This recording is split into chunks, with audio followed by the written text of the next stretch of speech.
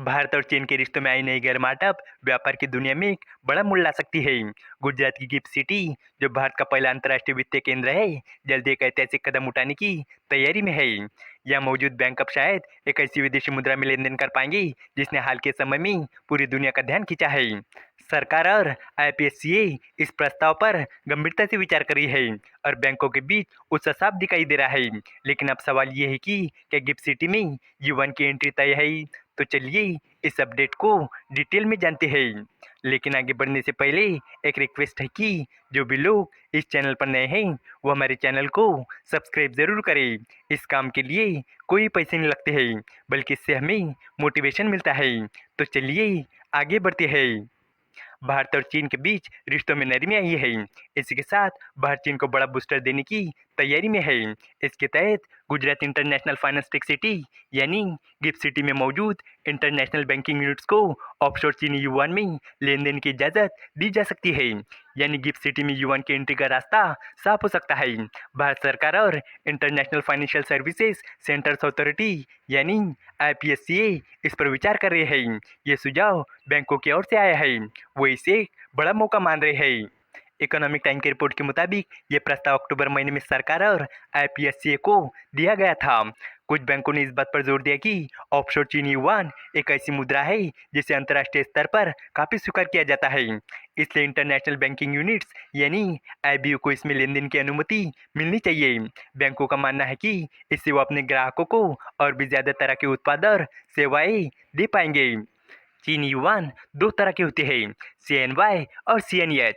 सीएनवाई चीन के अंदर इस्तेमाल किया जाता है, जबकि सीएनएच अंतर्राष्ट्रीय बाजारों में उपयोग होता है। अब जब चीन के साथ कई देशों का व्यापार बढ़ रहा है तो बहुत से देश युआन में लेन देन करने लगे हैं। इससे भारतीय बैंकों को भी एक बड़ा मौका मिला है। आईबीयू अभी 15 अलग अलग विदेशी मुद्राओं में लेन देन कर सकती है। वो अपने ग्राहकों को तुरंत लेन देन और डेरिवेटिव यानी भविष्य के सौदे जैसे वित्तीय उत्पाद भी उपलब्ध करा सकते हैं। साल 2024 में आईबीयू ने अनुमान लगाया था कि 5 बड़ी विदेशी मुद्राओं में हर साल लगभग 8.2 बिलियन डॉलर का लेन देन हो सकता है। इन 5 मुद्राओं में चीनी युआन भी शामिल है। आईएफएससी ने पहले कहा था कि ये पांचों मुद्राएं फ्री फ्लोट है, यानी इनकी कीमत बाजार के हिसाब से बदलती रहती है, सरकार तय नहीं करती। साथ ही ये मुद्राएं दुनिया में सबसे ज़्यादा इस्तेमाल होने वाली टॉप 20 मुद्राओं में आती है। इससे इन मुद्राओं में लेन देन करने की अनुमति दी जानी चाहिए ताकि अंतर्राष्ट्रीय व्यापार और भुगतान में आसानी हो सके। हालांकि सरकार ने पहले विचार करने के बाद 4 मुद्राओं Swedish krone, Danish krone, Norwegian krone और न्यूजीलैंड डॉलर को मंजूरी दी थी, लेकिन ऑफशोर चीन युआन को छोड़ दिया था। लेकिन अब भारत और चीन के बीच संबंधों में सुधार को देखते हुए इस प्रस्ताव पर फिर से विचार किया जा रहा है। इकोनॉमिक टाइम ने एक अधिकारी के हवाले से बताया कि यह फैसला सबसे ऊंचे स्तर पर लिया जाएगा। हालांकि आईएफएससीए ने इस मामले पर पूछे गए सवालों का जवाब नहीं दिया।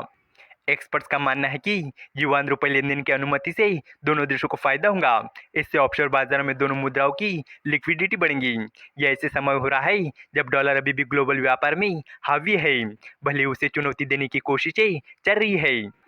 ग्रैंड थॉर्टन इंडिया के पार्टनर और फाइनेंशियल सर्विसेज रिस्क एडवाइजरी के लीडर विवेक अय्यर का कहना है कि आज की दुनिया में जहां ताकत सिर्फ एक देश के पास नहीं बल्कि कई देशों में बटी हुई है, हर देश और समूह से मजबूत संबंध बनाए रखना बहुत ज़रूरी हो गया है।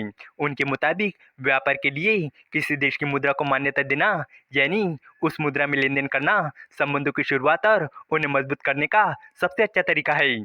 International banking units gift city में मौजूद ऐसी बैंक शाखाएं हैं जो विदेशी वित्तीय सेवाएं देती है। ये शाखाएं विदेशी मुद्राओं में लेन देन कर सकती है और भारतीय बैंकों को अंतर्राष्ट्रीय बाजारों से जोड़ने में मदद करती है। ऑफशोर चीन युआन में लेन देन की अनुमति मिलने से भारतीय बैंकों को चीन के साथ व्यापार करने वाले अपने ग्राहकों को बेहतर सेवाएं देने में आसानी होगी। ये भारत को अंतर्राष्ट्रीय वित्तीय सेवाओं के केंद्र के रूप में स्थापित करने की दिशा में एक और कदम होगा। इस वीडियो का कंक्लूजन यही है कि गिफ्ट सिटी में ऑफशोर चीनी युआन में लेन देन की अनुमति भारत और चीन के आर्थिक रिश्तों में एक नई युग की शुरुआत साबित हो सकती है। ये कदम न सिर्फ दोनों देशों के व्यापार को मजबूत करेगा बल्कि भारत को वैश्विक वित्तीय जगत में एक महत्वपूर्ण केंद्र के रूप में स्थापित करने में मदद करेगा। युआन में लेन देन की सुविधा से भारतीय बैंकों को अंतर्राष्ट्रीय ग्राहकों के लिए ज़्यादा विकल्प और लचीलापन मिलेगा। कुल मिलाकर ये फैसला भारत की वित्तीय आज़ादी और वैश्विक प्रभाव को नई दिशा देने वाला साबित हो सकता है। उम्मीद है कि आपको ये जानकारी पसंद आई होगी और भी इसी तरह के इन्फॉर्मेटिव वीडियोस के लिए हमारे चैनल को सब्सक्राइब करें। धन्यवाद।